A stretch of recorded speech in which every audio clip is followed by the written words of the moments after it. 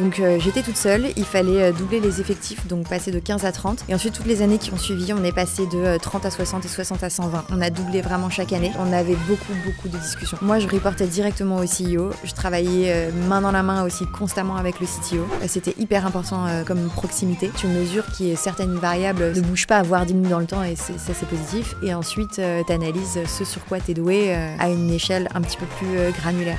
Bienvenue dans le média. Merci, salut Alex. Comment tu vas ? Bah très bien, et toi ? Ça me fait trop plaisir de faire cet épisode Ouais, avec toi. Aussi. Depuis le temps que on se connaît, ça fait quoi ? Ça doit faire 1 an et demi maintenant. Ouais. On a travaillé ensemble, on a beaucoup discuté, beaucoup échangé, Pendant pro, des heures. perso, pendant des heures. C'est le moment parfait pour faire un épisode ensemble. Aujourd'hui, on va parler stratégie d'acquisition de talent. On va parler de ton expérience, de tes expériences même professionnelles, notamment chez Guide Guardian. Un peu de tous tes conseils, toutes tes recommandations sur ce sujet, vu que tu masters quand même bien la chose. Est-ce que tu peux te présenter pour ceux qui ne te connaissent pas encore ? Pour ceux qui ne me connaissent pas, moi je m'appelle Louise, j'ai 33 ans, j'ai démarré dans la tech en 2019. J'ai rejoint une start-up du coup assez deep tech de cybersécurité qui s'appelle Guide Guardian. Je suis rentrée en tant que première recruteuse, première personne au RH aussi. 3 ans plus tard, j'étais devenue Head of Talent Acquisition avec une équipe de 4 personnes. On en parlera, sans rentrer dans trop de détails, sans spoiler. Et suite à cette expérience, je me suis mise à mon compte et aujourd'hui, j'accompagne pas mal de startups, beaucoup en early stage, qui sont spontanément celles qui viennent le plus à moi pour les aider sur beaucoup de questions, à la fois des formats très classiques de chasse de tête, mais aussi beaucoup de questions qui sont surtout liées à la structuration. Souvent, c'est des boîtes qui sont en fin de seed, qui savent qu'ils sont en train de lever à leur série A, qui ont une temporalité, on va dire, autour de 6 mois, ils savent qu'ils vont doubler leurs effectifs et ils ne savent pas par où s'y prendre en fait. Et donc, souvent, la plus-value que je peux amener, c'est au-delà de simplement l'opérationnel, c'est vraiment de les guider à quelles étapes mettre en place pour qu'on y aille sereinement, pour leur donner confiance dans le fait qu'on va atteindre les résultats.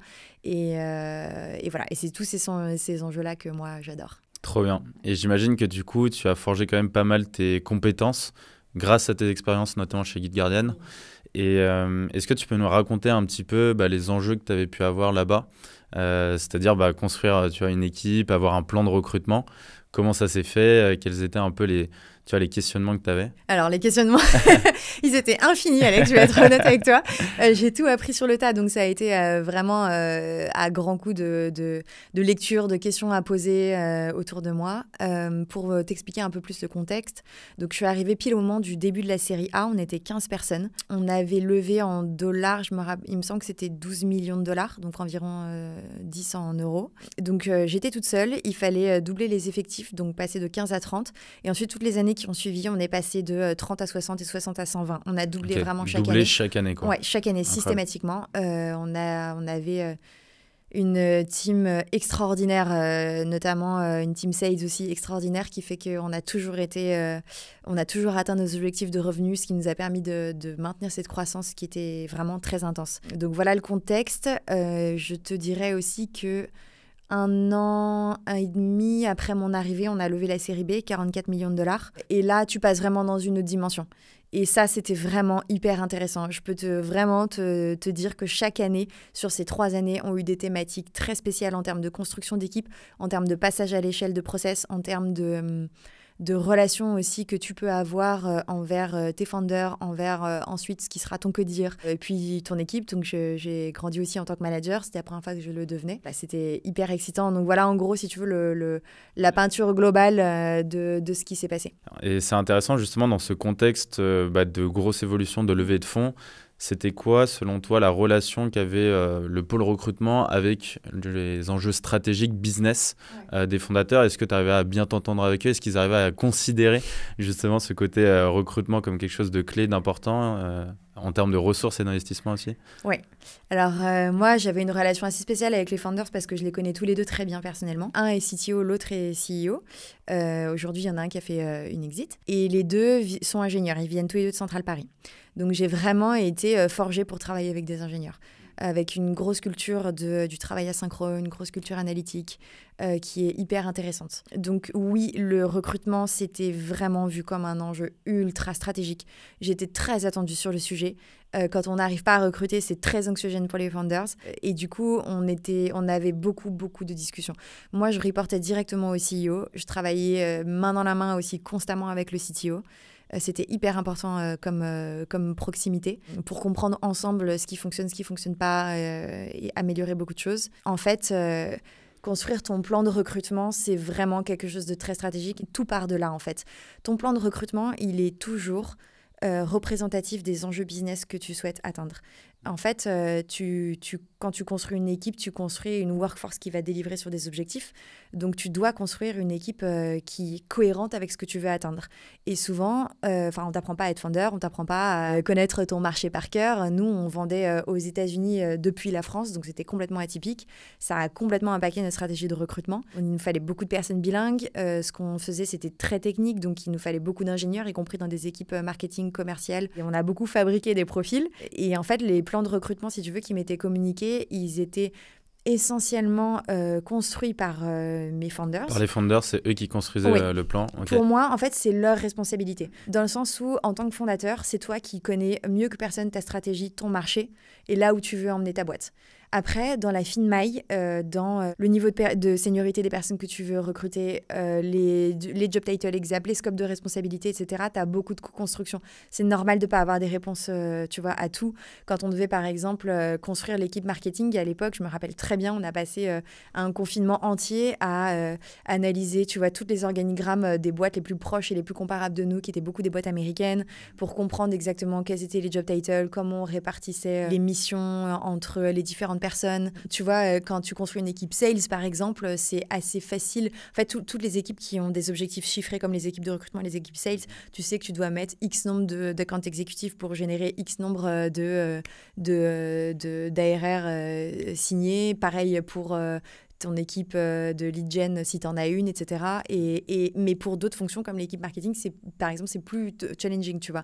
Et pour les équipes tech aussi, c'est plus difficile de mesurer la performance. On est plus dans des métriques qualitatives que quantitatives.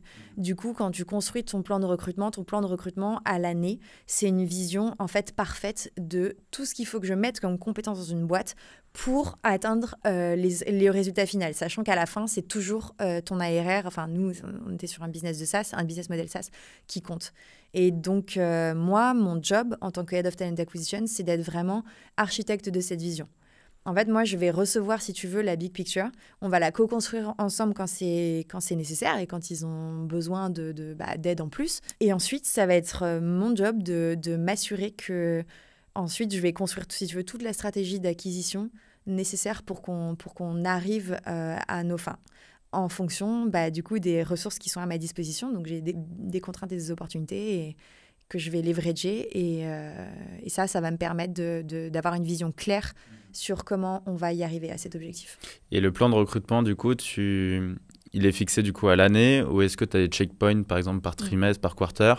Est-ce qu'il est revu peut-être à la hausse ou à la baisse en fonction du plan? Est-ce qu'on y arrive? Comment ça se passe exactement? Les réponses sont dans la question. Le plan de recrutement, à la base, c'est une estimation annuelle. Bien évidemment, c'est hyper important de le prioriser.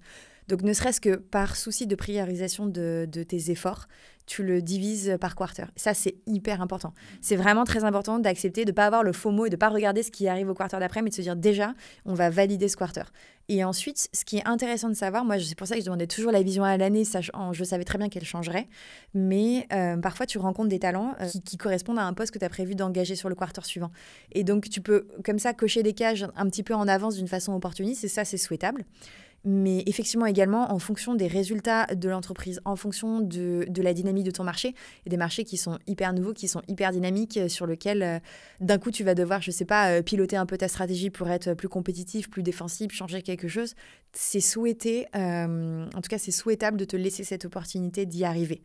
Donc, il ne faut pas être trop frustré quand ton plan de recrutement il change, parce que c'est normal et c'est souhaitable pour le business. En fait, moi, je ne pense jamais à juste mon petit périmètre et comment je vais y arriver, mais je me dis, OK, le plan de recrutement, c'est un outil pour atteindre l'objectif global de la boîte et c'est ça qui prime. C'est ça qui prime toujours par-dessus tout.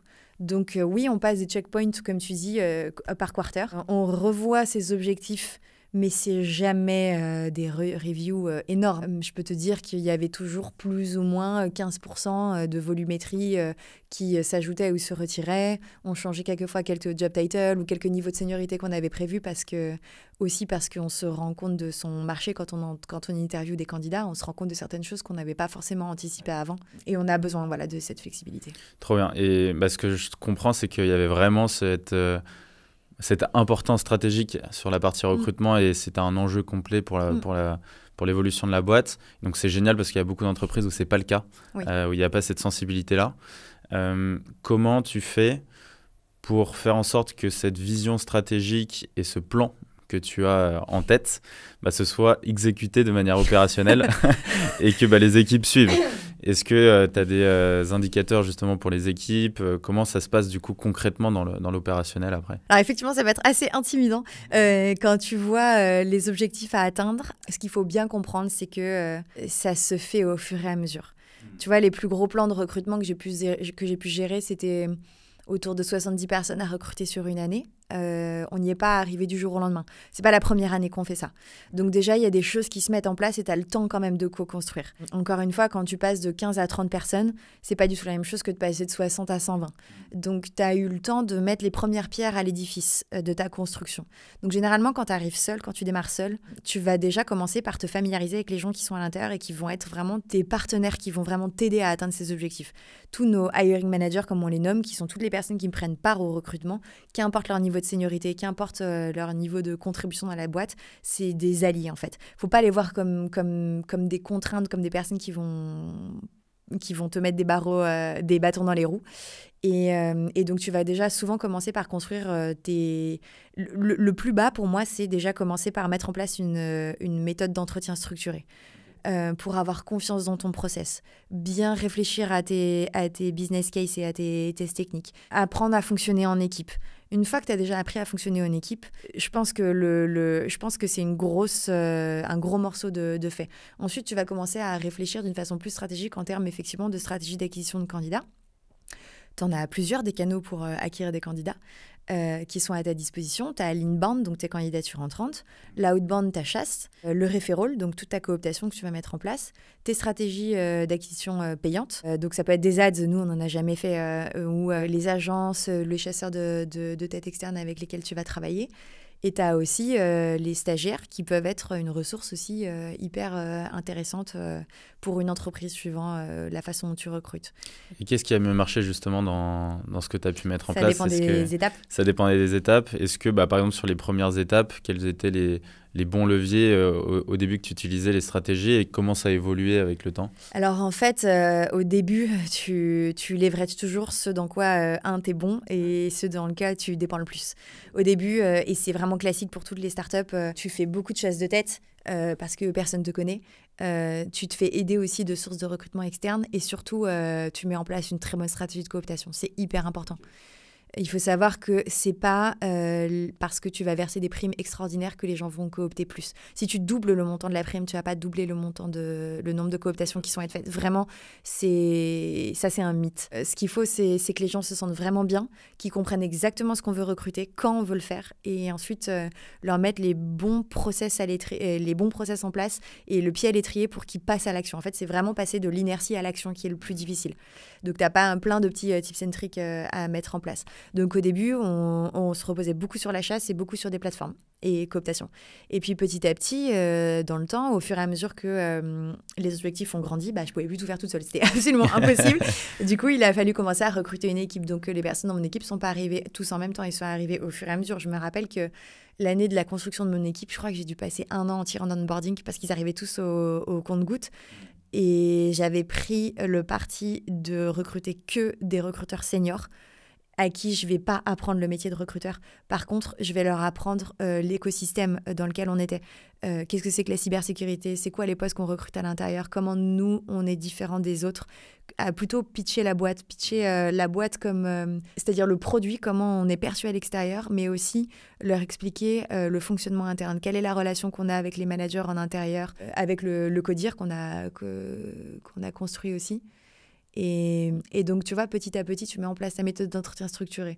Ensuite, tu commences à analyser l'existant. Donc, quelles sont tes sources d'acquisition de candidats? Comment ces sources, elles évoluent dans le temps? Après, tu mets en place ton équipe, tu formes ta team sur tout. Et ensuite, tu commences à avoir plus de recul aussi sur ton activité. Si tu n'as pas un échantillon suffisamment grand de candidats interviewés, par exemple, tu peux que observer des métriques, mais tu peux pas vraiment en tirer de sens. Donc il y a toute une évolution. Au début, tu fais avec ce que tu as. Ouais.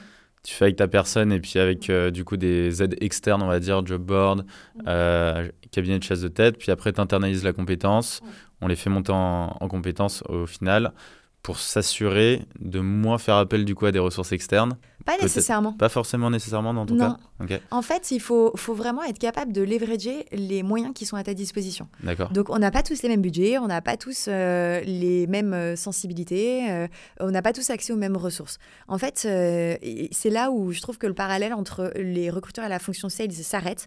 C'est que dans une fonction commerciale, ce que tu attends de tes sales, c'est qu'ils signent le plus de deals. Tu vois, c'est construire ta machine de lead gen et de sales qui va permettre de convertir le plus possible. Nous, en tant que recruteurs, c'est pas ça notre but. Notre but, c'est de faire en sorte que le plan de recrutement, 1, il soit atteint et 2, qu'il soit pas dépassé. Notre but, c'est de faire en sorte qu'on soit pas trop en dessous et pas trop au-dessus. Parce qu'on reste une fonction qui génère aussi des coûts. Donc, moi, par souci de rentabilité, je vais m'assurer... En fait, je vais pas construire une machine à recruter à l'infini, parce que c'est pas ça qu'on souhaite faire. Je vais construire une machine qui va être très bien ciblée pour rationaliser mes efforts et faire en sorte qu'avec le moins d'efforts possible, j'atteigne exactement mes objectifs. Franchement, d'une façon assez précise, parce que tu vois venir ces objectifs dans le temps, tu fais tes checkpoints quarter après quarter, donc tu peux atterrir, entre guillemets, d'une façon quasi exacte. Et donc, tu vois, je te donne un exemple très précis. À l'époque, on fonctionnait très bien avec une plateforme de recrutement qui nous permettait de recruter beaucoup de développeurs. Et à côté, et vraiment, j'avais demandé à mes recruteurs à l'époque de ne pas faire de chasse de tête là-dessus, sur ce poste précis, tout simplement parce que c'était pas rentable en fait. On arrivait tellement bien, on était tellement attractifs à recruter avec cette plateforme que nos frais d'acquisition pour ce type de poste, ils étaient suffisamment bas pour que ça nous coûte moins cher qu'une cooptation. Et donc, par contre, on mettait beaucoup d'efforts de chasse de tête sur des postes très complexes. Par exemple, des sales engineers, c'est des ingénieurs dans une fonction commerciale qui doivent parler un anglais natif, comprendre la cyber, en même temps avoir le langage client, ou des product marketing managers, par exemple, qui est une fonction qui commence à arriver en France, mais au début où on la recrutait, il y en avait pas, vraiment, et en plus, appliqué à la cyber, il n'y en avait pas. Donc, en fait, il y avait des choses qui étaient beaucoup plus impactantes et stratégiques pour nous, et qui nécessitaient qu'on y mette de la finesse intellectuelle, là où il y avait d'autres postes sur lesquels on n'avait pas besoin de se triturer autant le cerveau, si je puis dire, tu vois, sur l'acquisition. L'idée, c'est pas de se séparer à l'époque de ces sources-là, parce qu'on avait aussi un budget, c'est normal en tant que département. Et en fait, se priver d'utiliser ce budget, c'est bête, c'est se mettre dans une situation de difficulté et se mettre en souffrance alors qu'on a les ressources pour et que... si je demande à un département, encore une fois, une CMO, c'est quoi son budget à l'année ou un sales director, tu verras que les budgets, ils sont importants. Donc, nous, dans les fonctions support, généralement, nos budgets, ils sont beaucoup moins importants. Mais alors, ne pas les utiliser, c'est trop bête. C'est se tirer une balle dans le pied, tu vois. Clairement. Donc, tu as ton plan de recrutement, tu as ton budget. Et puis après, tu te dis, avec ce budget-là et mes ressources, quels sont les leviers Exactement. que je vais pouvoir utiliser pour atteindre ce plan. Oui. Et c'est intéressant parce que tu as cette notion, à l'inverse du sales, qui est comment on fait plus de chiffre d'affaires, qu'on fait rentrer plus de clients. Et puis limite, il y a une philosophie qui est gardons la partie commerciale au maximum et après on trouvera une solution pour la production. Ouais. Que le plan de recrutement, on est beaucoup plus sur comment on fait pour rester dans les clous et dans le bon timing pour s'assurer de croître de la bonne façon, parce que si tu crois trop vite, en fait, tu risques d'avoir même trop de coûts pour la structure, ou même une problématique d'onboarding, de rétention des talents, parce que ça peut être là où ça peut impacter peut-être ta marque employeur au final si les gens ne sont pas contents. Et à l'inverse, si tu n'as pas assez de ressources, et là, tu ne peux pas améliorer les ventes ou améliorer le marketing ou la partie dev, par exemple. Mais ça, tu vois, c'est très sensible comme sujet, parce qu'il y a un truc dont tu te rends compte aussi quand tu traverses la croissance, et je pense que c'est la plus grosse leçon que j'ai apprise, c'est que ta productivité, elle n'est pas linéairement corrélée aux personnes que tu fais rentrer dans ta boîte. Okay. Tu vois, on se dit, ok, si on multiplie, je sais pas, X nombre de contributeurs individuels dans une équipe, ils vont produire 3 fois plus, 4 fois plus, 5 fois plus. Mais c'est pas vrai du tout. Parce que tu multiplies aussi les interlocuteurs auxquels tu dois faire face. Tu dois former tout le monde. Tu dois être capable de structurer en même temps que tu absorbes cette croissance. Et souvent, on peut être hyper tenté, je comprends pourquoi, de faire rentrer le maximum de personnes, tu vois. Mais en se disant, on va se séparer de ceux qui ne conviennent pas, on va apprendre en marchant, et puis de toute façon, on se structurera au besoin. Mais tu perds. Mais ce que tu perds en productivité, c'est énorme. Et ce que ça te coûte, c'est encore plus grand. Je suis plus partisane d'une croissance qui est légèrement plus conservatrice et dans lequel, en fait, on réfléchit vraiment avant de faire les choses et dans lequel on forme ses managers. C'est tellement important. C'est pas juste pour une question de bien-être, c'est tout simplement parce que au bout d'un moment donné, à un moment donné, ça devient la panique totale si tu le fais pas. Tout simplement, les départements assez naturellement ont envie de bien faire, ils ont envie de briller, donc ils ont envie d'atteindre leurs objectifs. Mais en fait, chacun tire un peu la couverture à soi. Tu vois, tout le monde pense à son échelle locale et personne pense à son échelle globale. Et là, tu as vraiment d'empathie pour tes founders parce que les seuls qui sont vraiment obsédés par l'optimisation globale, c'est eux. Tu vois. Et en fait, quand tu es dans une fonction people, que ce soit recrutement ou RH, pour moi, c'est ce qui en fait, me procure le plus de plaisir dans mon métier, c'est d'avoir le poste d'observation sur toute la structure de la boîte. Vraiment, et d'observer les synergies qu'il y a dans tous les sens. Et en fait, on dérive un petit peu du sujet du recrutement, mais c'est hyper intéressant, je pense que ça vaut le coup de le nommer. Ouais. C'est, tu vois, le management de la performance, en fait, c'est aussi ça qui impacte ton plan de recrutement. En fait, comment tu es capable de mettre en place un système de mesure de la performance suffisamment high level, mais suffisamment précis pour être capable de mesurer que quand tu ramènes X nombre de personnes dans un département, je te dis n'importe quoi, par exemple, tu ramènes X nombre de développeurs, ça va impacter positivement ta roadmap product. Tu ramènes X nombre de personnes dans le marketing, ça va impacter positivement ton département sales parce qu'ils sont en charge de générer du pipe pour les sales. Alors nous, c'était dans notre organisation, il y en a qui vont nous écouter, qui sont beaucoup plus sur un format SDR qui génère beaucoup de lead gen. Nous, on n'avait pas du tout de SDR. C'était pas du tout notre stratégie.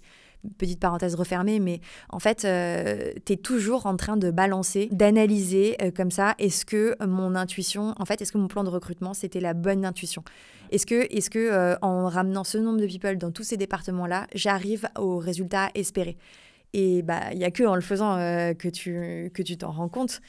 Et ça, c'est vraiment une vision hyper intéressante et hyper stratégique. Et après, tu descends, hyper profondément dans tes verticales de chaque poste, à travailler avec chaque manager, à interviewer chaque personne, à rentrer dans le détail. Mais en fait, ce détail-là, tu ne peux le faire, pour moi, tu ne peux l'exécuter avec précision et talent, je dirais, que si tu comprends vraiment la big picture. Et du coup, tu parles aussi pas mal à la finance quand tu as la chance d'avoir un département finance bien structuré, à ton CEO ou ton CFO, qu'importe qui gère dans ton entreprise. Au début, c'est que tes founders. Et après, tu as une personne qui arrive. Et pareil, c'est hyper intéressant. C'est pas qu'une fonction de coût, c'est aussi une fonction de... Enfin, ça va te coûter, mais ça va aussi te ramener de la performance. Et tu es toujours en train de balancer les deux, en fait. Et ça, c'est hyper intéressant. Et tu t'es retrouvé beaucoup de fois à devoir prouver le retour sur investissement de... Non. Tel type de profil, non? Okay. Non, c'est pas ma responsabilité de le faire. D'accord. En fait, encore une fois, moi, j'exécute la vision stratégique. Je la comprends. Je la co-construis sur certains petits aspects si nécessaire, mais on n'est pas dans une dynamique comme ça de prouver ça. Après, si tu veux, c'est à l'échelle des équipes. C'est les objectifs qu'on nous fixe. Est-ce qu'ils sont réalistes? Est-ce qu'ils sont suffisamment ambitieux pour...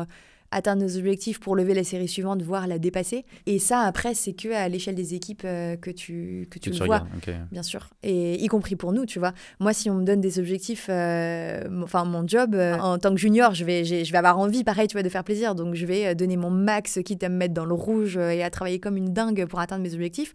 Mais après, quand tu grandis un peu dans ton poste, tu apprends à calibrer et tu apprends à recevoir les objectifs et à les commenter aussi, à te dire « Ok, on va y aller ». Mais là, par contre, j'ai pas les ressources suffisantes. Là, il me manque certaines choses. Ou alors, ok, je pense qu'on a ce qu'il faut pour être relativement confortablement en situation de les atteindre. Tu es toujours en train de balancer tes contraintes et tes opportunités pour atteindre ces objectifs. Et ce que tu développes, et ce qui est hyper intéressant, c'est ce discernement et de savoir que là, c'est trop ambitieux, ou là, ça va pas être réalisable, ou là, effectivement, j'ai besoin de plus de ressources, ou au début, en fait, tu n'as pas forcément cette vision-là parce que tu l'avais pas fait, quoi. Ouais, tu apprends. Et comme tu tout le apprends sur monde. le tas. Ouais. Et quels sont les indicateurs que tu vas mesurer, par exemple, de manière opérationnelle? Donc, il y a la vision stratégique et de manière opérationnelle en daily avec ton équipe. Quels sont les indicateurs que tu mesures? C'est une excellente question. Moi, personnellement, je mesurais peu de choses d'une façon quotidienne ou weekly. Pour moi, ça n'a pas de sens parce que tu as une boucle de rétroaction qui prend un peu de temps pour avoir de la data qui est suffisamment pertinente à analyser. Encore une fois, moi, je fonctionnais beaucoup d'une manière qualitative. Par contre, quand tu as suffisamment de retours, quand tu as suffisamment d'années passées à faire soit ce métier dans ta boîte précise, tu peux avoir un peu de prédictabilité. Donc, tu peux savoir que, pour atteindre tel nombre de recrutements sur un quarter, donc tu les divises par équipe. Moi, je fonctionnais avec un système de ticketing dans lequel j'attribuais un nombre de postes à chacun des recruteurs qui travaillaient avec moi. Dès qu'un de ces postes-là était recruté, boum, ils en avaient un nouveau comme ça. Ce qui nous permettait de pouvoir être en flow continu de recrutement, mais de ne pas faire 1000 choses en même temps, ce qui est vraiment la meilleure façon de ne pas atteindre ses objectifs. Mais après, je dirais que d'une façon weekly, ce qu'on regardait beaucoup, c'était plutôt les métriques de chasse. Donc, le nombre de candidats contactés, le nombre toutes ces reply rate, ce genre de choses. Et ensuite, d'une façon plus mensuelle et ensuite quarterly, trimestrielle, moi, je regardais beaucoup l'évolution de l'hiring mix. Ton hiring mix, c'est parmi le nombre de recrutements que tu as fait, quel est le pourcentage de ces recrutements qui vient de quelle source de recrutement. Donc, tu définis toi-même tes sources, tu peux être plus ou moins granulaire. Moi, c'était assez simple. Il y avait 4-5 sources de recrutement. Donc, comme je t'ai dit, plutôt inbound, outbound, stage et sources de recrutement externe payantes. Donc, j'avais 5 sources. Donc, je regardais cette évolution-là. Et je regardais aussi beaucoup, si ça c'est important, c'est ton time to fill et ton time to hire. Les deux sont très différents. Le nombre de jours qui se passe entre le moment où tu ouvres une position et le moment où tu fermes cette position. Donc, c'est le nombre c'est le temps qu'il te faut pour vraiment pourvoir une embauche. Et ton time to hire, c'est le temps que passe un candidat en process avec toi, qui n'est pas du tout la même chose. Et donc, je savais qu'il fallait qu'on soit toujours à peu près on track par rapport à ça. Donc, en fait, tu mesures que certaines variables, si tu veux, ne bougent pas, voire diminuent dans le temps, et ça, c'est positif. Et ensuite, tu analyses ce sur quoi tu es doué à une échelle un petit peu plus granulaire. Par contre, jamais, mais au grand jamais, j'allais embêter mes recruteurs en regardant le nombre de calls qu'ils ont fait dans une semaine, ce genre de choses, et aller manager avec des métriques qui sont aussi granulaires. Je trouve que c'est invasif. Et deux, c'est pas représentatif de la façon dont j'aime recruter, dans le sens où, comme je t'ai dit au début, moi, mon job, c'est de faire en sorte qu'avec le minimum d'efforts, on atteigne nos résultats. Donc, pour moi, quelqu'un qui va s'épuiser à faire 70 calls dans la semaine, mais en fait, c'est une métrique qui ne m'importe pas. Moi, ce que je veux savoir, c'est le nombre de candidats interviewés transformés en recrutement. Et où est-ce qu'on perd des candidats? Parce que c'est là où tu perds des candidats que tout se joue, et c'est ces métriques-là qui sont les plus importantes. Mais leur demander d'avoir un volume comme ça au détriment de la qualité, pour moi, ça n'a pas de sens. Ce n'est pas logique. Et en plus, c'est épuisant. Donc ça, c'est des choses que je ne regardais pas. Je suis assez d'accord avec toi parce que je trouve que c'est quelque chose qui ne va pas t'inciter à sortir du cadre. Non. Tu vas dire, il n'y a qu'une méthode, il faut que je fasse 70 calls. Ouais. Et qu'importe, ça va marcher. Qui j'interviewe. Ouais, c'est ça. Et en fait, tu ne vas pas te concentrer sur comment tu vas t'assurer que c'est le bon profil que tu vas contacter, te dire, en fait, je vais en contacter que 20. Ouais. Mais ceux-là, je vais les contacter, mais d'une manière chirurgicale. Exactement.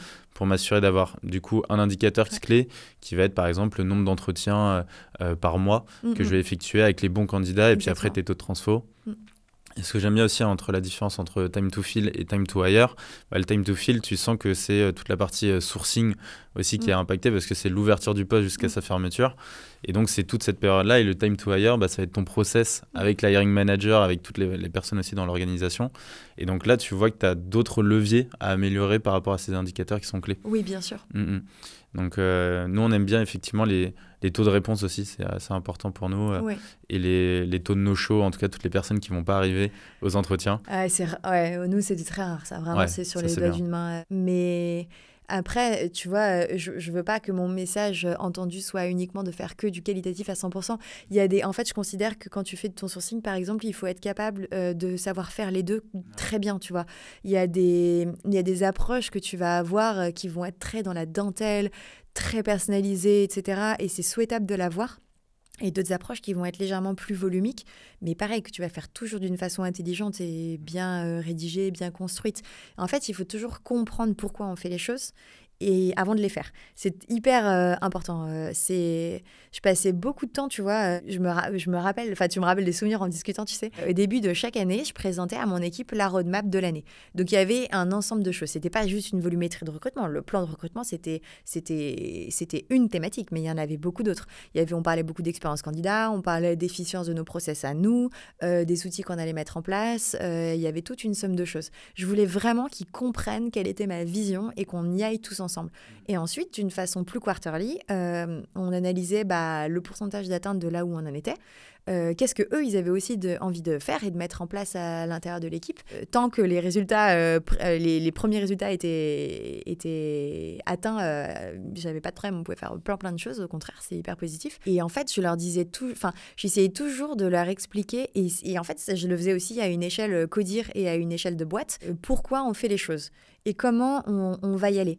Tu vois, ça peut faire hyper peur. Je me rappelle quand le passage à la série B, mais je te jure, Alex, c'était épique parce que en fait, si je te caricature, je te schématise à fond la croissance qu'on a eue. La première année, on n'a amené que des contributeurs individuels dans la boîte. En gros, tu as besoin de workforce, donc on construit l'équipe par le bas. Il y a plusieurs façons de faire. Nous, c'est ce qu'on a fait. Ça allait très bien par rapport à l'organisation. L'année d'après, on a construit tout le top management. C'était hyper important qu'on ait le codir en place. Ça permettait de beaucoup soulager les fondateurs, que chaque équipe puisse avoir des managers dédiés qui ne soient pas que des managers. C'est vraiment des personnes qui avaient parfois 20-30 ans d'expérience derrière eux, qui ont une vraie vision stratégique, qui arrivent avec un bagage. Et l'année d'après, il y a eu beaucoup de mid-management de construit, parce que les équipes ont grandi. On a promu des gens, on a ramené des gens de l'extérieur. Et quand j'en suis partie, on avait des équipes complètement construites, tu vois, très bien équilibrées. Et en fait, je me rappelle que, tu vois, moi, au recrutement, je suis passée de toute seule avec mes managers, mes hiring managers, à moi plus mes recruteurs. Donc, déjà, ça multiplie le nombre de questions qu'on doit te poser, parce que du coup, tu détiens la connaissance. Donc, tout le monde vient t'identifier comme la personne à qui demander. Et ensuite, plus tu ramènes de contributeurs individuels, plus tu as des hiring managers, parce qu'eux, ils deviennent intervieweurs. Ton codir, ils veulent aussi atteindre leurs propres objectifs. Et parmi leurs objectifs, on les incentive aussi à construire leur équipe, c'est normal. Du coup, ils viennent aussi te voir. Et en fait, les annonces de plans de recrutement, elles sont souvent assez impressionnantes à une échelle de boîte. Et en fait, d'un coup, il y a tout le monde qui vient taper à ta porte et qui veut absolument, tu vois, avoir de ton temps, de tes ressources, qu'on y aille à fond et tout ça. Et là, tu te retrouves avec une multiplicité d'interlocuteurs. Et là, je me suis vraiment dit, mais j'avais pas eu le temps, en fait, si tu veux, de l'anticiper parce que tu es dans le run permanent. Et donc, je m'étais dit, OK, là, il faut former tout le monde. C'est hyper important par souci d'efficience, en fait. Pas que par envie de bien faire, mais tout simplement parce que moi, je peux pas être écartelée dans tous les sens. Ce n'est pas stratégique. Donc, j'avais mis en place certaines choses. Bon, déjà, onboarding des recruteurs. Ultra important. Ils ont tous été onboardés de façon à peu près similaire. On va dire que le ramp-up, par contre, tout le monde n'a pas la même capacité à monter en compétence sur certains sujets. Donc ça, je faisais au cas par cas pour que tout le monde soit nourri. Et ensuite, il a fallu former tous mes interlocuteurs à une échelle de boîte. Donc là, j'ai constitué une Talent Acquisition Academy. Okay. En gros, très schématiquement, c'est des pages Notion avec de la connaissance des process. Et ensuite, ça a été des rendez-vous dans lesquels on a pris tous les intervieweurs qui n'étaient pas le codir. On les a divisés en plusieurs groupes parce qu'il y en avait trop. Et on les a mis dans des salles de réunion. Et alors, et en fait, on les a formés à comment on fait, quelles sont nos méthodes, qu'est-ce que c'est qu'un entretien structuré, des tips pour bien gérer ton interview, comment on construit un business case, où sont les templates, s'assurer que tout le monde a accès au bon software, à nos ATS, comment on les utilise, qui a le pouvoir de décision, qui passe avant eux, qui passe après eux. En fait, les onboarder sur tous les sujets dont ils doivent connaître pour y aller sereinement et aussi professionnellement. Et donc, à chaque fois, c'était co-animé par moi plus un des recruteurs de mon équipe. C'était hyper important parce que quand tu fais ça, en fait, tu contribues à professionnaliser ton département. Du coup, on te prend plus au sérieux. Du coup, en fait, ça entraîne que du positif. Ça permet de donner beaucoup confiance dans les recruteurs eux-mêmes, de les valoriser. C'était hyper important pour moi de les mettre toujours un peu en lumière. À chaque opportunité que j'avais de le faire, je le faisais. Donc, ces sessions de formation, c'était une des opportunités de le faire. Occasions de le faire, ouais. Exactement. Et après, à une échelle plus de communication, alors à une échelle plus qu'au-dire, on pouvait faire des réunions soit tous ensemble, soit plutôt en one-one avec mon VP Product, mon CTO, mon CEO, ma CMO, la DRH, tout le monde, sur ces sujets-là. Pour rentrer un peu plus dans les détails de la vision que eux ils ont pour leurs équipes, la façon dont eux ils aiment bien recruter, enfin ce qu'ils aiment bien chercher chez les candidats, etc. Et à une échelle de boîte, à chaque j'avais un enjeu si tu veux, de présentation pareil assez stratégique. Mes messages c'était pas toujours les mêmes. Parfois je leur montrais pour créer aussi de l'empathie. Souvent à la fin d'année j'aimais bien faire un bilan et d'aller vraiment dans les chiffres de voilà tous les candidats qu'on a interviewés, tous les candidats qui ont réussi les tests techniques, tous les candidats à qui on a présenté les offres, tous les candidats qu'on a réussi à recruter, juste pour qu'ils se rendent compte de la chaîne de transformation et du volume que ça représente, du travail intense que ça représente. Mais ça, c'était une fois en fin d'année, j'aimais bien faire ça pour présenter ces chiffres. Mais sinon, c'est des chiffres qui sont, moi, je trouve être beaucoup trop granulaires. Donc, à une échelle plus stratégique, quarter par quarter, on faisait déjà un gros focus sur les postes les plus stratégiques sur lesquels on avait vraiment besoin d'aide, on avait besoin de cooptation, donc on en parlait. Et ensuite, on communiquait sur toutes les initiatives aussi qualitatives qu'on avait mises en place, les policies qu'on avait écrites, les rituels de formation qu'on avait mis en place pour chaque nouvel arrivant dans la boîte qui devait être formé au recrutement. Là où on en était, bien sûr, de l'atteinte de notre plan de recrutement. Ne jamais créer la panique. C'est hyper important. Voilà. C'est sous contrôle. Voilà, tout est sous contrôle. On fait notre petite cuisine interne, ça va bien se passer. On est là pour vous. Et moi, je trouve que c'est hyper important cette relation avec les hiring managers. Et c'est un travail d'équipe. Au final, ils vont faire partie de l'équipe recrutement. Par contre, on peut avoir pas mal de frictions. Il y en a qui vont dire c'est pas mon métier, etc. Comment, toi, tu vas amener la chose pour que justement les hiring managers se sentent concernés et que tu arrives à les embarquer avec toi? Alors moi, j'ai jamais eu ce problème. J'ai eu plutôt le problème inverse. En fait, tu sais, et encore une fois, les fonctions qui sont d'apparence moins techniques, on a l'impression que parce qu'on fait passer des entretiens, on s'est tous recrutés. Parfois, en fait, le plus difficile, je trouve que c'est plutôt de défaire des croyances que tu as acquises dans des précédents jobs et qui ne sont pas forcément des bonnes façons de faire. Donc, si tu veux, la partie engagement, j'ai jamais eu de problème là-dessus. J'ai plutôt eu affaire à presque du surengagement. Je pense que c'est hyper important d'être empathique, d'être diplomate et de faire aussi pas mal d'informel parce que c'est comme ça que tu construis la confiance et l'empathie mutuelle en fait. Il faut aussi vraiment faire attention à qui tu t'adresses dans le sens où il y a des personnes qui ont beaucoup de temps à dédier au recrutement et dans leur tête c'est ok de dédier ce temps au recrutement, mais il y a d'autres personnes dont ils n'ont même pas besoin de te le dire, tu le sens, le stress opérationnel de je sais, j'ai trop de trucs à faire, j'ai pas le temps. Le j'ai pas le temps, c'est quelque chose auquel je fais très attention parce que ce que ça veut dire, c'est chaque minute de mon temps, si elle est bien employée, va être une source de soulagement. Si elle est mal employée, va être une source de stress. Et ça, moi, c'est pour ça que j'étais à fond team travail asynchrone. Vraiment pas de réunions inutiles. Des petits débriefs courts, mettre des checkpoints, être capable de s'adapter aux interlocuteurs qu'on a en face de nous, c'est hyper important. Il y a des personnes qui sont plus sereines et des personnes qui sont plus stressées. Donc je dirais que c'est plutôt savoir s'adapter à ce niveau-là. Donc ça passe, pareil, je t'ai dit, adapter tes rituels, être synthétique, c'est hyper important. Provoquer des rendez-vous quand c'est nécessaire. Hein. Parfois, il faut se parler, c'est hyper important. Pour les personnes pour vraiment les personnes juniors qui n'ont jamais fait d'entretien, souvent, ils sont contents de le faire parce qu'ils participent à la construction de leur équipe et en plus, ils ont envie d'apprendre des nouvelles compétences. Ça, c'est génial. Ça veut dire que tu as une personne qui est vierge de toute fausse croyance, qui ne demande qu'à apprendre. Ouais, et ça, c'est trop, trop chouette. Et on a formé pas mal de personnes comme ça. C'était hyper sympa. On les mettait en situation d'exemple. On faisait beaucoup de shadowing de call si c'était nécessaire, 1 ou 2 fois, en faisant des feedbacks à la fin de chaque call sur comment ils ont géré, etc. Ce qu'ils auraient pu mieux faire. Après, on le faisait en reverse. Ils nous shadowaient à notre échelle en premier call pour voir comment nous, on menait nos entretiens de recrutement. Et après, ça leur permettait de faire certains parallèles. En fait, si tu veux, l'écrit et la transmission orale, à ses limites, parfois, regarder quelqu'un faire, c'est hyper important, comme le pair programming, si tu veux, dans le développement. Et ça leur donnait vachement confiance en eux. Et en fait, d'une façon, tu vois, assez itérative, pareil, on se disait, OK, sur 1 mois, on va faire X nombre de calls ensemble. X nombre de calls, c'est toi qui vas les leader. Après, ce sera moi. Ou l'inverse. Et au bout d'un moment donné, tu vas disparaître du process assez naturellement. Et là, les gens, ils sont en confiance. Ils ont toutes les ressources en eux pour y arriver. Il y avait un sujet que je voulais aborder avec toi qui, je crois, a créé vraiment le lien entre nous deux au début en termes de vision du recrutement. C'était la stratégie que tu mettais en place d'outreach, où on avait une stratégie qui était assez similaire de segmentation, etc. Est-ce que tu peux en dire un peu plus comment toi, tu fonctionnes justement pour aller toucher ces candidats? Je savais que tu me lancerais forcément là-dessus à un moment ou à un autre. Ok, je vais essayer de faire en sorte que ce soit assez digeste à l'oral, parce que je trouve que c'est des choses qui s'abordent facilement à l'écrit, step by step. Je suis en train d'écrire un article de blog d'ailleurs là-dessus. Donc on pourra le mettre en ressource s'il sort, ou sinon on l'enverra plus tard. Carrément, c'est sympa. Alors, en outreach, donc comme je t'ai dit, pour moi, il y a 2 façons de faire. Tu peux avoir des approches très manuelles et très personnalisées. Tu vas le faire quand tu es dans une situation de dépendance importante aux personnes que tu souhaites recruter. Juste pour remettre dans le contexte, l'outreach, c'est quand tu vas contacter tes candidats de manière proactive. Exactement. Ils n'arrivent pas en inbound, mais plutôt en outbound, Exactement. donc on va les chercher. Et on va les chercher. Exactement.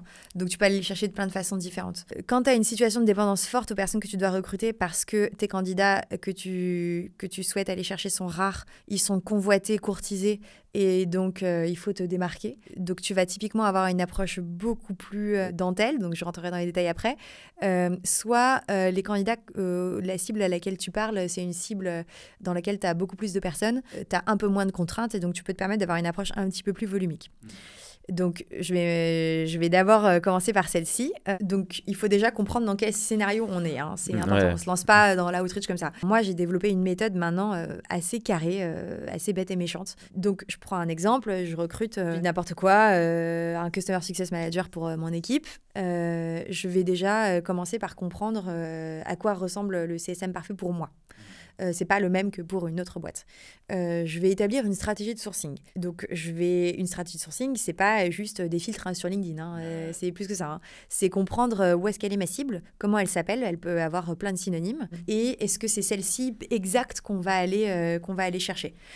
C'est un mauvais exemple, le CSM. Je vais prendre l'exemple du sales engineer dans ma boîte, qui est plus compliqué et qui nécessitait d'être créatif. Donc, une stratégie de sourcing sales engineer, par exemple, ça consistait à aller chercher des gens qui étaient déjà sales engineers ou aller chercher des gens qui sont consultants dans des boîtes assez techniques et qui ont des diplômes d'ingénieurs sur lesquels je fais le pari que la relation client, ça les intéresse et qui pourraient tout à fait faire ça dans un contexte plus product-oriented dans une boîte. Ça peut être d'aller chercher aussi des personnes à l'époque qui avaient la connaissance de l'univers de la cyber, donc qui bossent dans une boîte de cyber, mais pas forcément sur cette fonction-là, sur des fonctions un petit peu différentes, mais qui ont aussi des compétences transférables. Tu vois, en fait, c'est pour ça que chasser avec les compétences en tête, c'est le plus important. Et là-dessus, on était très raccord avec mes 2 cofondateurs. Ils comprenaient très bien les stratégies que je mettais en place, parfois un peu détournées pour quand même arriver à l'atteinte de l'objectif. Donc, une fois que tu as fait que ta stratégie de sourcing, elle est claire dans ta tête, donc nous, on l'a rédigée avec mes recruteurs. Je demandais qu'ils me la pitchent, en fait, pour que je sois convaincue de leur stratégie, surtout sur les choses compliquées. Ensuite, on va aller segmenter la base de données de candidats de LinkedIn. Nous, on passait par LinkedIn. Je sais qu'on peut faire plein de choses hyper créatives. On a déjà testé pas mal de choses. Par souci d'efficacité et de rentabilité, à un moment donné, on passait par LinkedIn. C'est ça, tu peux aller sur des communautés, tu peux scraper des groupes, etc. On a fait tout ça, franchement. Mais c'est quand même plus intéressant, en tout cas, premièrement, d'aller chercher sur LinkedIn, c'est plus simple, plus efficace. Pour et nous, après, ouais. c'est dernier recours, entre guillemets, ou autre recours. Quand tu es dans une stratégie ultra niche, qui n'est pas du coup le scénario là. Mais oui, tout à fait. C'est des choses on a fait plein de petites expériences comme ça. Donc là, on arrive sur LinkedIn, on segmente la base de données avec les filtres inclusifs, exclusifs, bien penser aux exclusions. On identifie une cible. Donc là, on se dit, OK, on a le bon niveau de discrimination parce que tous les profils qui sortent dans nos recherches sont des profils qui, sur papier, on a tous envie de leur parler. Ouais. Donc ensuite, on va les enregistrer dans une liste. Donc, ça peut s'appeler un projet pour ceux qui utilisent Recruiter, une liste pour ceux qui utilisent Sales Navigator. Nous, on était Team Sales Navigator, comme toi. Donc, on enregistre une liste. Cette liste, c'est une liste qui va être consommée. Je m'explique, c'est des gens qu'on va tous contacter. Donc, une liste égale une session d'outreach. Donc, on ne va pas remplir cette liste d'une façon trop importante. Pour moi, une audience, c'est entre 50 à 80 personnes max. Il faut que cette audience, elle soit homogène, c'est-à-dire que tu n'as pas bougé tes filtres, en fait. Parce qu'ils ont tous le même point commun. Par exemple, je te dis n'importe quoi, ils étaient tous consultants dans une boîte tech et ils ont tous un diplôme d'ingénieur. Ou alors, ils sont tous sales engineers, mais pas forcément dans une boîte de cyber. Ou alors, ils travaillent tous dans la cyber, mais ils ne sont pas forcément sales engineers. Ou alors, ils cumulent tous les critères et c'est merveilleux. Mais là, j'ai plus beaucoup de personnes. Mais tu vois, en fait, ils ont tous un point commun. Ouais. J'insiste lourdement sur le point commun. Oui, parce que après, je sais où tu vois où je veux en venir. C'est qu'après, quand tu vas passer à la prise de contact, tu vas leur écrire des messages. Et ces messages-là, si tu le fais d'une façon volumique et si tu le fais d'une façon automatisée, ça va être forcément les mêmes messages. Tu ne vas pas pouvoir les personnaliser par rapport à une personne. Par contre, tu vas les personnaliser par rapport à 80 personnes. Ta stratégie de recrutement numéro 1, c'est pas les mêmes messages que tu vas mettre dans la stratégie de recrutement numéro 2.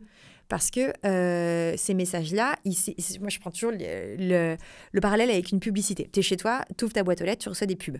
Tu peux soit recevoir une première pub qui n'est pas du tout targetée, je te dis n'importe quoi, c'est des pubs pour des maisons de retraite, bon, t'es pas dans la cible, t'es jeune, donc tu te dis ok, j'ai vraiment pas du tout été bien ciblé. Soit tu vas recevoir une pub qui te cible toi parfaitement, je sais que t'aimes faire du surf, je te dis n'importe quoi, voilà, une pub pour un trip de surf avec plusieurs personnes dans des pays sympas, tu te dis ah ok, ça ne s'adresse pas à moi particulièrement, mais je rentre dans la cible, donc je comprends pourquoi on m'a écrit et je trouve ça plutôt cool, qu'importe si je réponds ou pas. Et troisième niveau de personnalisation, tu reçois une carte postale de ton meilleur ami qui t'écrit qu'à toi. Un petit truc très sympa, donc que tu as forcément envie de répondre. Bon, bien sûr, tu as plus envie de répondre quand tu reçois ta carte postale, mais ici, tu es dans la situation dans laquelle tu es en train de planifier ton prochain trip de surf. Et en fait, ça tombe bien. Tu as une pub avec des prix attractifs, une organisation qui a l'air assez bien chiadée sur un spot de surf que tu connaissais pas et que tu avais envie de faire. Bah, tu vas peut-être répondre quand même. Et donc, c'est ça, en fait, la philosophie du niveau de personnalisation qu'il faut avoir. C'est je dis quelque chose qui est personnalisé, mais à une audience et pas à une seule personne. Et ensuite, alors après que tu le fasses d'une façon manuelle ou que tu le fasses d'une façon automatisée, on s'en fout, c'est la même chose, c'est juste ton gain de productivité qui est en jeu là-dedans. Tu vas mettre en place une séquence d'outreach. Donc ta séquence, c'est par quel canal de communication tu vas passer, dans quel ordre. Donc on peut être créatif et tout faire. On peut dire mon premier message c'est un email, mon deuxième c'est une invitation LinkedIn avec une petite note ou pas de note, le troisième si l'invitation LinkedIn est acceptée c'est un message privé sur LinkedIn, si j'ai pas de réponse sur LinkedIn je peux envoyer peut-être un SMS sur WhatsApp si jamais j'ai les coordonnées des personnes, ça peut être que je peux les appeler, faire du call, donc le call je peux le mettre au début, je peux le mettre au milieu, je peux le mettre à la fin, je peux en faire plusieurs, je peux laisser un message vocal, pas de message vocal, je peux laisser une note vocale sur LinkedIn par exemple, à quel moment pareil. En fait, on s'en fiche. Il faut que ça corresponde à ta cible et il faut que le ton employé corresponde à ta cible et qu'il soit bien adapté à ton canal de communication. Par exemple tarte à la crème, dans un mail, tu peux structurer ton information, tu peux mettre des liens dans du texte, tu peux mettre des couleurs. Dans un message LinkedIn, tu peux pas faire ça. Si tu mets un seul lien, tu as un gros aperçu qui s'affiche en dessous. Donc si tu mets 2-3 liens, tu vas avoir qu'un seul aperçu qui s'affiche. Si ton aperçu, il est pas beau, franchement, ça ne donne pas envie. Si tu ouvres ton téléphone et que tu vois que l'aperçu parce que c'est la dernière chose que tu as envoyé et qu'en fait, tu es obligé de scroller vers le haut pour revoir le début du message et qu'il n'est pas bien écrit, franchement, tu n'as pas du tout envie de répondre. Donc, il faut faire attention à plusieurs choses. Donc, je construis ma stratégie de sourcing en réfléchissant à ce que je vais faire. Ensuite, j'établis mon audience. Ensuite, j'écris les messages qui sont corrélés à cette audience. Et les messages, ils sont aussi corrélés, adaptés au canal de communication que je vais employer. En fait, pourquoi on fait du multicanal ? Tout simplement parce que on ne sait pas répondre à la question de quel est le canal de communication préféré de mes candidats. Personnellement, je vis hyper mal quand on m'appelle sur mon téléphone. Je suis toujours de mauvais poil quand je réponds. Je m'excuse pour ceux qui me prospectent. Et vraiment, je trouve ça hyper intrusif. Bon, voilà. Mais ça, c'est moi. J'ai déjà travaillé d'ailleurs avec certaines personnes que j'ai formées pour toi, quand on a travaillé ensemble, qui, eux, appelaient beaucoup au téléphone. Ils faisaient beaucoup de call et ça fonctionnait super bien sur leur cible. C'était beaucoup d'ingénieurs en construction, je me rappelle. C'est ceux qui travaillent dans l'immobilier. En fait, tu peux pas savoir. Et pareil, tu peux pas savoir quel est le bon nombre de fois qu'il faut relancer une personne tant que tu t'es pas pris un énorme spam dans la tête. En réalité, tu sais pas. Donc moi, j'utilise une séquence assez simple en 3 étapes. Parfois, quand j'ai quelque chose de plus à dire, je renvoie un message. Pareil, il ne faut jamais relancer les gens en leur disant simplement, moi je trouve que c'est hyper culpabilisant et hyper infantilisant, comme je vois que vous n'avez pas répondu à mon précédent message, je reviens vers vous, quand est-ce qu'on se parle? Ou alors, réponse 0, réponse 1, vous n'êtes pas disponible, réponse 2, ça vous intéresse pas, réponse 3, je sais pas quoi. Moi, ça n'amène aucune valeur. Encore une fois, pareil, si tu devais recevoir 3 prospectus dans ta boîte aux lettres, si tu n'as que le premier qui t'explique le voyage et que le deuxième, il te dit quand est-ce qu'on se parle et que le troisième, il se dit je crois que tu n'as toujours pas vu le deuxième, donc quand est-ce qu'on se reparle? C'est horrible. Donc en fait, il faut bien trier tous les arguments, en fait, les choses qu'on a à dire à nos prospects. Parce que moi, je considère que ce sont des prospects tant qu'ils ne nous ont pas dit oui pour un call, c'est pas des candidats, c'est des prospects. Et il faut en fait répartir cette valeur ajoutée dans des messages. Tu peux envoyer un lien vers un blog post qui va mieux expliquer ce à quoi ils vont être confrontés, les proposer de les mettre en relation avec le manager ou le lead de telle équipe. Tu peux relancer en faisant du multicanal, multi-identité, donc en ayant d'autres personnes qui relancent à ta place. Mais ces personnes-là, elles s'inscrivent dans un process global, donc elles vont pas dire la même chose que ton précédent message, elles vont rebondir sur celui que tu as envoyé toi. Donc en fait, qu'importe si c'est bien fait, ça donne des résultats et ça donne de super résultats. Donc moi, j'avais mis ça en place dans mon équipe. J'avais formé ma team à utiliser les outils d'automatisation qui vont bien pour qu'ils soient vraiment en confiance dans le fait de le faire, en cleanant les prénoms, en faisant attention dans l'utilisation des variables, on relisait beaucoup les messages ensemble. Parfois, quand je voyais une petite faute d'orthographe, je mettais en pause une séquence, j'allais corriger, je remettais play sur la séquence et ça fonctionnait très bien. Et ça leur donnait... Et en fait, ils reprenaient plaisir à faire ça parce qu'ils avaient juste à récolter les fruits qui tombent, c'est-à-dire les candidats qui te répondent. Et donc, sur une semaine type, une semaine était égale à une audience de recrutement. Donc, si cette audience, elle faisait environ une centaine de personnes, on était limité par ta bande passante LinkedIn aussi. Donc, tu ne peux pas faire plus qu'un certain volume. D'où le fait que le nombre d'entretiens, le nombre de calls, ce n'était pas pour moi la métrique la plus importante. C'était combien de candidats on contacte et combien de calls on arrive à générer sur le nombre de candidats. Et en fait, on arrivait à être vachement efficace parce qu'on était super fort dans nos messages d'approche. On essayait d'amener au maximum de valeur. On n'utilisait pas de template criarde avec des emojis partout. Tout simplement, c'était pas notre cible. Notre cible, elle n'était pas jeune, notre cible, elle était senior et elle était technique, donc ça matchait pas, tu vois. Et du coup, ils étaient trop contents parce qu'en début de chaque fin de semaine, chaque vendredi, on prépare la stratégie pour le lundi d'après. Le lundi suivant, on lance 1 ou 2 séquences d'outreach en parallèle. En plus de ça, tu sais pas comment ton outil d'automatisation répartit sa bande passante sur les 2 séquences. Tu n'y as pas accès. Donc, moi, je préférais en faire 1 à 2 max par semaine. Et ce qui nous permettait de faire des posts différents. Et donc, tu vois, si en fait, tout ça est très maîtrisé parce que si tu te dis que ton time to fill, c'est environ entre 20 à 30 jours, de 3 semaines à 1 mois dans un process, et que tu as ton quarter pour remplir tes positions, bah, tu sais que tes 2 premières semaines, tu dois remplir ton pipe et qu'ensuite, ça va te générer plein de candidats pour l'après et qu'après, le temps qui passe dans le process, bah, assez mécaniquement, boum, on atterrit dans nos temps de closer notre quarter. Je sais pas si c'est très clair ce que je dis, mais c'est très clair dans ma tête. J'arrive à suivre. Mais ce qui est intéressant dans ce que tu dis, c'est tu vois, les points clés que je retiens, c'est bien définir la stratégie à l'initial, hyper important. Ensuite, ta segmentation. Oui. Comment tu t'assures d'avoir une population de prospects ou de candidats potentiels qui soient les mêmes pour améliorer ton copywriting par rapport à ce segment-là. Avoir toujours du coup une approche qui est, on va dire, personnalisée, en tout cas qui a du sens par rapport à ta cible. Donc, utiliser par exemple du tutoiement si on est sur des jeunes, du vouvoiement si on est sur des personnes plus seniors, etc. Apporter de la valeur sur chaque message, pas avoir des relances un peu bêtes et méchantes. Et trouver le bon canal en testant du multicanal. Donc, en testant plusieurs approches différentes. Et du coup, de l'envoyer de manière aussi séquencée. Donc, une campagne 1 qui correspond par exemple au segment 1 qu'on veut absolument rencontrer. Une campagne 2 une semaine après ou 2 semaines après sur le segment 2, etc. Sachant que tes segments, en fait, ils peuvent... En fait, les candidats, c'est pour ça que ta boucle de rétroaction, elle est hyper importante. C'est les candidats que tu as générés, que tu interviews, ils vont te donner la réponse de est-ce que ce sont les bons profils que l'on a contactés ou pas. Je te donne un exemple très concret. En ce moment, je recrute pour une boîte qui se reconnaîtra, qui fait de l'intelligence artificielle en utilisant des LLM et des knowledge graph. Bon, on est sur un truc de niche. Ouais. Donc, on a besoin d'un savant mélange de plein de talents, de ML engineer, data scientist, etc. Les premiers recrutements qu'on a faits, honnêtement, on a testé des choses. J'ai prévenu le CEO en lui disant, bon, on va d'abord commencer par cibler une population de gens qui sont chercheurs, qui ont fait un PhD ou qui sont encore en laboratoire de recherche. On va voir ce que ça donne. D'un point de vue opérationnel, est-ce que ça correspond aux compétences qu'on souhaite avoir, en fait, qu'on souhaite obtenir. Et on a fait du test and learn comme ça sur pas mal de profils. Après, on s'est dit, OK, on a eu un échantillon suffisamment représentatif. Maintenant, on va arrêter de rencontrer des gens qui ont fait des PhD.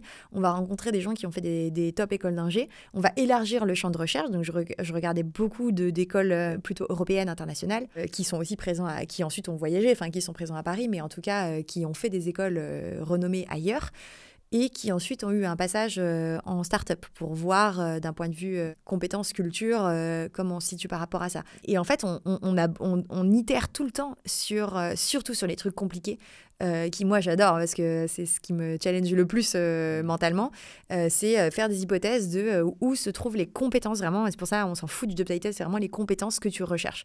Parce que parfois tu crois qu'elles sont sous un tel job title ou un tel niveau d'années d'expérience par exemple, et en fait pas nécessairement, tu vois. Et donc c'est pour ça que ton audience, c'est souhaitable qu'elle soit pas trop grande. C'est pas par souci d'économie de te dire j'ai pas envie de faire de la chasse, c'est parce que en fait si tu contactes déjà 200 personnes, tu monopolises ta bande passante sur 2 semaines, qui est précieux. Aussi, ouais. Et en fait, si ça se trouve, tu vas pas forcément dans la bonne direction. Ou en tout cas, t'es pas trop mal, mais c'est pas la plus optimale. Donc en fait, tu as besoin de te garder du temps pour faire ce test and learn. Et puis si tu contactes trop de personnes, tu risques d'avoir des personnes qui sont non qualifiées que tu vas avoir en entretien et tu vas perdre du temps. Et qui bouffent ta bande passante. Et qui bouffent aussi ta bande passante d'entretien. Exactement. Au-delà de seulement des invitations. Trop bien, tu as parlé un petit peu d'outils. Je voulais savoir si tu avais quelques outils en tête que tu as déjà utilisés ou que tu aimes utiliser. Ouais, bon, j'en ai plein. Hein. J'ai testé plein de trucs. Mais encore une fois, c'est très différent. Fonctionner tout seul, de fonctionner en équipe, ça n'a rien à voir. En fait, tu as un coût d'implémentation qui est important dans le sens, ça n'a jamais pas d'impact, ce que tu fais comme expérience dans une boîte. Tu peux vite noyer les personnes qui travaillent avec toi. C'est pas souhaitable du tout. Je suis plus partisan d'une stack simple, qui est volontairement processisée dans le sens où on a compris à peu près quel est le volume de personnes qu'il faut contacter, à peu près de quelle façon il faut le faire. Et on a formé les personnes à bien les utiliser. Moi, je considérais pour le coup que c'était vraiment ma responsabilité de faire mes propres tests, mes crash tests. J'en ai fait franchement plein, j'ai fait plein de conneries. C'est avant, pour me faire une idée, me forger mes propres convictions et ensuite instaurer ces process-là en équipe. Ce que j'ai constaté, c'est que à l'époque, après ça dépend des personnes, etc. Mais c'était que, en fait, les personnes, quand on bossait en équipe, les recruteurs qui bossaient avec moi, je sais plus s'ils me le formulaient vraiment comme ça ou pas, mais je sentais qu'ils avaient envie que je les forme. En fait, encore une fois, il y a toujours l'apprentissage, ça a un coût et le coût, c'est le temps. Le temps que tu passes à apprendre, c'est le temps que tu passes pas à délivrer sur tes objectifs. Mais en même temps, c'est nécessaire parce que tu investis dessus pour pouvoir délivrer sur tes objectifs. Du coup, quand tu as quelqu'un qui a déjà compris le truc, qui t'explique et qui te donne les recettes, c'est souvent ça t'apaise.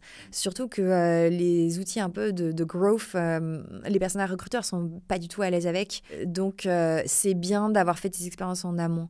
Du coup, nous, ce qu'on avait, on avait bien évidemment un ATS, on avait des licences LinkedIn, on avait une licence par personne. L'intérêt d'utiliser Sales Navigator pour nous, c'est que déjà, les filtres sont plus granulaires, ça coûte moins cher. C'est moins collaboratif qu'un LinkedIn recruteur lead et t'as pas, contrairement à la licence recruteur qui coûte super cher, t'as pas accès aux gens qui sont open to work. L'intérêt aussi, c'est que tous nos commerciaux utilisaient Sales Navigator. Du coup, on avait mutualisé au bout d'un moment donné, parce que la team sales avait tellement grandi, puis le marketing utilisait aussi Sales Nav. Du coup, en fait, on avait tous Sales Nav et on avait des abonnements mutualisés. Donc, petit tips, vous y pensez peut-être pas forcément dans une boîte, surtout si les départements se parlent pas trop entre eux, mais nous, on se parlait tout le temps les uns avec les autres. Du coup, on mutualisait tout ce qu'on pouvait mutualiser. Je passais beaucoup de temps chez le marketing parce que tous leurs leurs outils, je pouvais les utiliser aussi. Et je leur dois aussi de faire chandelle. Voilà. Et après, j'utilisais un outil d'automatisation. On a pas mal itéré sur ces outils-là. Il y en a qui sont beaucoup plus agréables à utiliser que d'autres, qui sont plus fins, plus granulaires, etc. Mais en fait, tu les utilises pas à leur pleine capacité non plus. Donc, parfois, ça vaut pas le coup de les prendre. Encore une fois, il y en a, quand ils sont trop complexes et que de toute façon, tu en as une utilité simple et que les recruteurs qui vont les utiliser ont même pas l'envie ou le temps d'aller chercher les petits hacks supplémentaires. Ça vaut pas le coup parce que c'est overkill. On n'avait pas de CRM et ça, c'est mon grand regret. C'est la plateforme que j'aurais rêvé de construire en tant qu'entrepreneuse. C'est construire un ATS et CRM. Parce que ton CRM te sert à gérer ta lead gen. Ton ATS te sert à gérer tes candidats qui sont en process. Ça n'a rien à voir. Encore une fois, des séquences, tu les consommes, c'est-à-dire que tu vas contacter les gens, mais après, tu vas les recontacter dans le futur. Tu as intérêt de le faire. On dit toujours, oui, il faut faire super attention de ne pas contacter 2 fois les mêmes personnes, mais c'est faux. En fait, nous, on a constaté que quand on était passé à l'échelle en équipe, il y a des gens, j'étais trop vexée, qui, avec quasiment les mêmes messages, avaient répondu à mes collègues, et pas à moi, mais parce que, en fait, j'avais préparé le terrain. 6 mois avant, je leur avais envoyé un message. C'était pas le bon moment pour eux, mais ils me l'avaient pas dit. 6 mois plus tard, on repasse par là, par hasard. Ils répondent en disant « Ah oui, je me rappelle, Louise m'avait écrit il y a quelques mois. En plus, j'avais bien aimé son message, mais j'avais pas le temps. J'étais là encore plus frustrée, mais pourquoi tu m'as pas répondu ?» mais qui au moins leur répondent à eux parce que, en fait, tu te rappelles. En fait, la première fois que tu contactes une personne, t'es anonyme. La deuxième fois que tu contactes personne, tu passes de inconnu à familier. Et ensuite, quand tu as parlé avec cette personne, quand bien même ça s'est pas fait sur le moment T, là, tu es devenu vraiment proche dans son état d'esprit, tu vois, dans son esprit. Mais tu dois franchir ces barrières. Et du coup, notre CRM, c'était une énorme spreadsheet. Ça fonctionnait pas très bien, mais on avait connecté notre outil d'automatisation avec un Zapier, avec une étape supplémentaire à la fin de chaque séquence qui faisait que la data sortante devait s'actualiser dans la spreadsheet. Ouais. Mais c'était pas optimal, c'était un peu du bricolage pour être honnête avec toi. Après, on n'avait pas d'outils pour la cooptation, je pense qu'ils en ont mis après. Moi, j'ai jamais trouvé que c'était nécessaire. On avait des excellents résultats sans. Enfin, c'est pas une question d'outils pour moi, c'est une question de process, de philosophie, et de tout ce que tu vas mettre en place. On avait une Notion indispensable pour la documentation. Encore une fois, on ne faisait pas de travail actif, c'est que de la doc. C'est ce qui reste. Le reste, c'était sur Drive. Nous, c'était notre policy interne, ce qui nous permettait d'avoir une documentation propre. C'est hyper important, dans lequel tu t'y retrouves tout de suite en un clin d'œil. On avait des petits outils de scrapping. On utilisait Phantom Buster assez souvent. Voilà, pour faire des petites expériences fun aussi. Ouais, je vois très bien. Ouais. Trop cool. On arrive à la fin de notre épisode.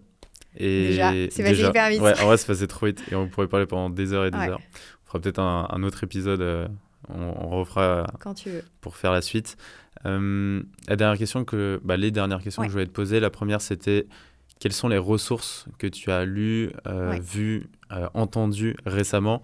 Ça peut être au sujet du recrutement ou pas du tout, que tu veux partager. Alors, je partage mes classiques. Quand j'ai démarré dans le recrutement et que j'étais complètement perdue, j'ai adoré l'école du recrutement. Je leur fais vraiment une grosse pub parce que ce qu'ils font, c'est extrêmement qualitatif. J'avais fait leur parcours de formation 1 an après avoir démarré ou 1 an et demi après, que j'avais trouvé super. Un peu trop théorique et peut-être pas assez applicatif, mais c'est un parti pris et je le comprends. J'ai lu Full Stack Recruteur, qui est vraiment mon livre de chevet de Yann Texé, que j'ai offert à mon équipe pour les forcer à le lire, qui est vraiment une source inépuisable de tips de sourcing. Très concrète, qui permet en fait de même pas passer de temps à former les personnes, juste tu lis ça, tu te formes toi-même et c'est très bien. Okay. C'est pas le plus passionnant à lire, mais c'est tellement utile. Il y a bien sûr le livre d'Antoine Fraisse Comment recruter les meilleurs, qui est super. J'ai adoré ce bouquin parce qu'il s'adresse beaucoup à des entrepreneurs et pas que à des recruteurs, et ça je trouve que c'est très rafraîchissant, ça leur manque. Et il y a beaucoup de retours d'expérience. Il est exposé à beaucoup de données de par toutes les boîtes de son portefeuille. J'adorerais le rencontrer. Je lui fais une petite dédicace. Je l'ai rencontré 2-3 fois. Il va venir normalement aussi sur le média. Donc, ouais, tu m'as dit, j'ai déjà travaillé avec certaines boîtes de son portefeuille. Donc, je dirais, je vous mettrai en relation. J'ai souvent une pensée à lui dans mon travail. Voilà, il ne me connaît pas, mais moi, je pense souvent à lui. Ça fait un petit moment maintenant, mais c'était le livre Never Split the Difference. Ne coupez jamais la poire en deux, qui est un livre de négociation qui a été écrit... par un mec incroyable qui était un ancien négociateur de prise d'otage du FBI, et qui a aussi un programme génial sur le site Masterclass. Voilà, mon chéri m'a offert exprès pour que je puisse suivre sa Masterclass. Il parle beaucoup notamment de construction de leadership. C'est hyper intéressant. Et moi, j'adore la psychologie, la criminalité, tout ça. C'est un peu des sujets d'intérêt perso. Donc ça, c'est vraiment un livre que j'ai dévoré. Et je conseille à tous les commerciaux de le lire et tous les founders aussi de le lire. Et après, j'ai écouté beaucoup de podcasts. J'ai écouté tes podcasts, les podcasts de Alexis F qui fait Yaniro, bien sûr les podcasts de Léo Bernard qui m'ont pas mal aidé. En fait, ça t'aide pour te benchmarker. C'est très dur, tu vois, de connaître... J'étais obsédée par cette question de what great looks like, tu vois. À quoi ça ressemble un département talent acquisition parfait. Les meilleurs, ils ressemblent à quoi et qu'est-ce qu'ils ont mis en place. Cette vision m'obsédait. Tant que j'avais pas de réponse à cette question, j'étais pas capable de mesurer le chemin pour y arriver et de mettre en place les étapes nécessaires pour y arriver. Et donc, j'ai fait aussi... les podcasts, ça m'a pas mal aidé par rapport à ça. Et les podcasts de l'école de recrutement aussi qui sont super. Et beaucoup de calls avec des personnes qui font notre métier, que je contactais proactivement sur LinkedIn parce qu'il y avait personne pour me former en interne. Donc, je devais aller chercher la connaissance là où elle se trouvait. Donc, partout. Il y a plein de ressources. Échanger avec les gens, ça marche super bien. Dernière question. Quelles sont les personnes que tu aimerais voir sur ce média ? Du coup, on en avait un peu discuté en off avant l'interview. Il y en a plusieurs auxquels je pense. Ça dépend des thématiques que tu as envie d'aborder. Moi, je pense que pour parler de sourcing, il n'y a pas mieux que Pierre-André Fortin, qui travaille à son compte, si je ne dis pas de bêtises, qui fait déjà pas mal de contenu, des petits tutos sur YouTube aussi qui sont super. Vraiment, je les avais mis dans mon Notion pour mon équipe. Il y a aussi, si tu veux parler de façon beaucoup plus stratégique, il y a Pierre Guillerac qui est passé récemment Director Talent Acquisition chez Brevo, anciennement Sendinblue, avec qui j'ai déjà eu l'occasion d'échanger et qui m'a toujours laissé une impression extrêmement positive. Il est confronté par son activité à des plans de recrutement internationaux dans des volumes plus grands. Donc il y a des sujets de recrutement d'équipe, de rentabilisation de tes efforts qui sont encore plus importants chez ce que lui a vécu dans son expérience, de passage à l'échelle de boîte aussi beaucoup plus important, de communication stratégique aussi, c'est hyper intéressant le contexte dans lequel il évolue et c'est une personne très agréable avec qui discuter, il est très analytique, très calme. Et il y a aussi, si tu veux faire une interview en anglais, comme je te l'ai dit, elle se reconnaîtra, il y a Christy qui travaille chez Amo, c'est une start-up, c'est un social media qui a été, c'est la nouvelle boîte des anciens founders de Zenly, avec qui j'échange aussi assez souvent. Elle était chez Doctolib avant, je crois qu'elle est passée un petit peu en fonds d'investissement aussi. Et Christy, c'est vraiment une personne avec qui j'adore échanger, c'est vraiment une bosseuse. Et elle a une énergie extraordinaire, elle est très analytique aussi. Elle est plus data-oriented que moi. Et je crois que maintenant, elle a son équipe chez Amo. Ils recrutent énormément. Beaucoup de mobile engineers là-bas. Donc, tu as 3 noms déjà avec qui tu peux aller parler de ma part. Ça fait déjà une belle liste. Oui, voilà. Trop bien. Est-ce que tu as un dernier mot de la fin pour conclure ? Non, à part un grand merci pour cette invitation. Je suis très flattée que tu m'aies invitée. C'est un exercice hyper intéressant pour moi de faire ça, d'être filmé. C'est vrai, chaque exercice est l'opportunité de se challenger et de devenir meilleur dans ce qu'on fait. Donc, j'espère que la vidéo plaira, qu'elle sera digeste, que j'ai pas parlé trop vite. Je sais que c'est mon défaut. Merci beaucoup en tout cas, c'était vraiment un plaisir. Merci à toi. À très vite.